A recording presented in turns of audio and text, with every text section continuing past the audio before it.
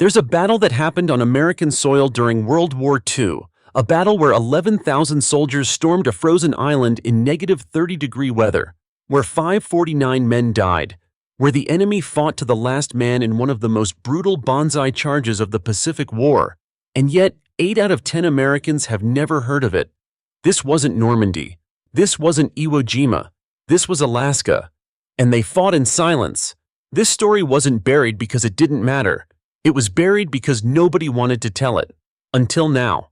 June 7, 1942. While the world's attention fixed on Midway, Japanese forces seized 2 American islands most people couldn't find on a map, Attu and Kiska, at the far western edge of Alaska's Aleutian chain.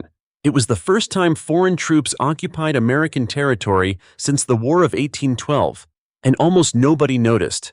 The Japanese weren't there for glory.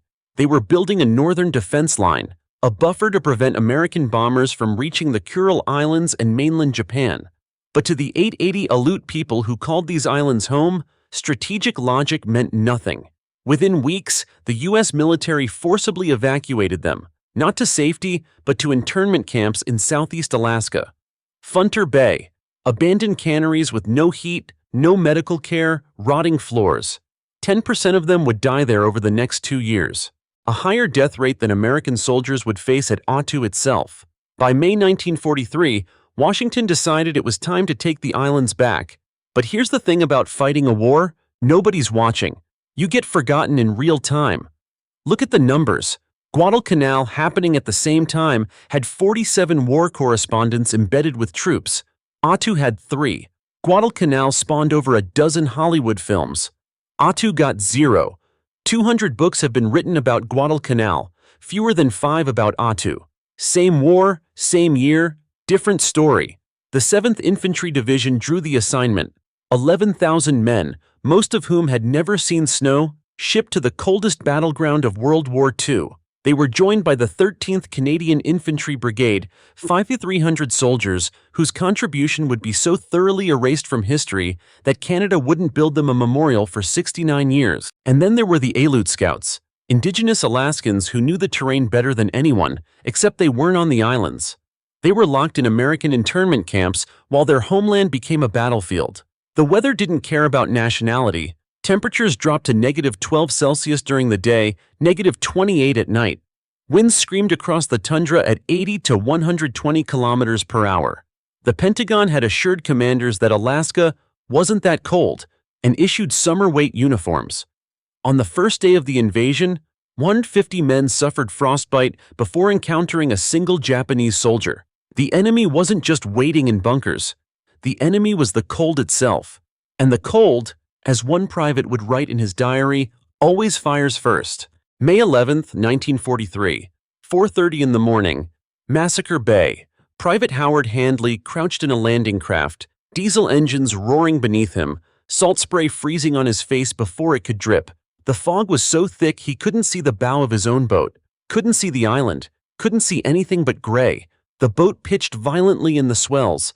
Men vomited, some from seasickness, others from fear. But Handley would later write that what he felt most intensely wasn't fear of Japanese bullets. It was the cold seeping through his boots. 30 seconds in that water and his feet went numb. He hadn't even reached the beach yet. The ramp dropped. Men poured onto volcanic black sand, expecting machine gun fire. Instead, silence. Just wind. Howling, relentless wind that cut through uniforms like they were tissue paper. The Japanese were there, dug into the mountains above, but they were waiting, watching, letting the island do the killing first. By nightfall, more American soldiers were casualties of frostbite than combat. Handley's journal entry that night was 8 words: "We landed expecting Japanese fire. Instead, the cold fired first." He would lose 4 toes before the campaign ended. But if Handley's war was cold, Corporal James Haggerty's war was invisible. Haggerty belonged to the Royal Canadian Engineers, part of the 13th Canadian Infantry Brigade sent to reinforce the assault. His job wasn't to fight the Japanese directly. It was to crawl on his belly through fog so dense he couldn't see his own hands, probing for mines with a bayonet. Every patch of ground could be his last. The Japanese had seeded the approaches with anti-personnel mines calibrated for snow. The extreme cold made the explosives unstable. Detonation rates were unpredictable. A mine that should have taken 15 pounds of pressure might go off at 5. Or at 50. You never knew. Haggerty's diary, found decades later in a trunk in Nova Scotia, describes the sound. Not of explosions, though there were plenty, but of silence. The suffocating silence between each probe of his bayonet into frozen earth. "We're walking blind in a minefield," he wrote on May 18th. "Every step could be the last. But if we don't clear this, the infantry dies. So we keep walking."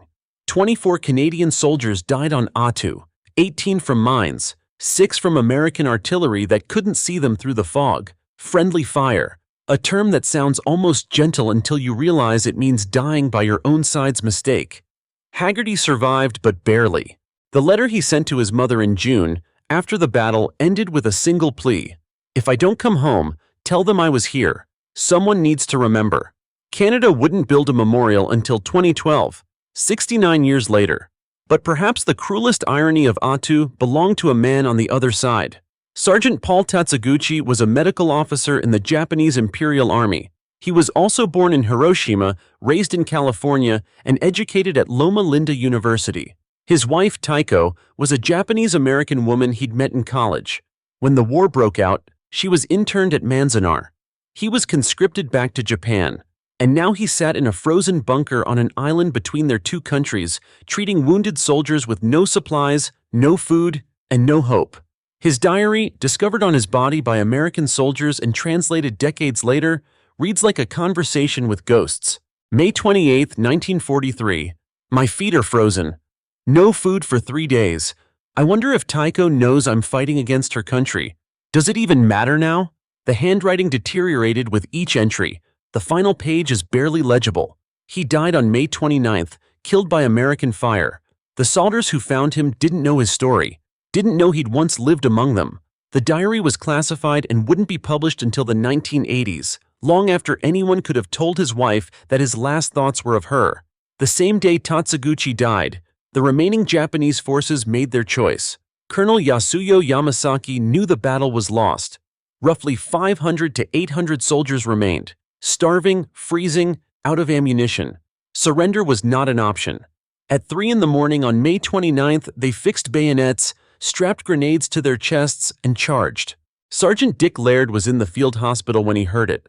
Not gunfire, not explosions. Screaming, "Banzai! Banzai!" The sound came from everywhere and nowhere, echoing off the mountains, distorted by wind. Then the fog lit up. Muzzle flashes, grenade blasts. The smell hit next, gunpowder mixing with blood that froze before it could pool. Laird grabbed a rifle, stumbled outside, and saw them coming.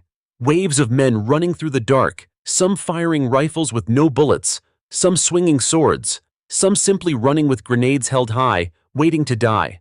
"I've never seen men so ready to die," Laird would write 50 years later in his memoir. They weren't soldiers anymore. They were ghosts choosing their own end. 4 hours, 500 Japanese soldiers dead, 29 Americans killed, 50 wounded. By dawn, the hillside was covered in bodies frozen in the positions they'd fallen. Only 28 Japanese soldiers surrendered, most of them too wounded to hold a weapon. The Battle of Attu was over. The killing wasn't. 3 months later, the Allies prepared for the next phase. Kiska Island, intelligence estimated 10,000 Japanese troops entrenched there, ready to repeat Attu's bloodbath. This time, the military wasn't taking chances.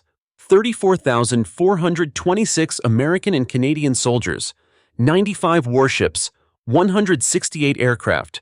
The largest amphibious operation in the Pacific Theater since Guadalcanal.